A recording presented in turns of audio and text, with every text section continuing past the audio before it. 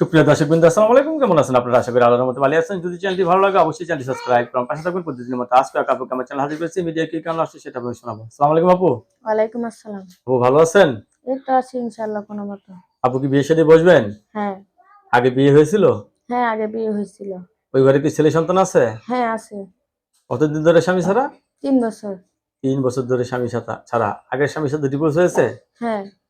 ছেলে যে বয়সের ওর কোনো সমস্যা আছে? না, না কোনো সমস্যা নেই। কি কাজ করেন আপনি? আমি এখন বর্তমানে বাসায় বাড়িতে কাজ করি। বাসা বাড়িতে কাজ করেন। ছেলে যে বয়সের হোক আপনার কোনো সমস্যা নেই, বিয়ে বসতে চাচ্ছেন। হুম। লেখাপড়া করছেন কিছু? এই জানি ইগুড্ডু। একটু একটু জানেন না? হুম। বাবার বাড়িতে থাকেন না নিজের বাড়িতে থাকেন? আমি ভাড়া বাড়িতে থাকি ঢাকায়। ভাড়া বাড়িতে থাকেন ঢাকা। কত টাকা বাসা ভাড়া দেন? ২,০০০ টাকা। ২,০০০ টাকা।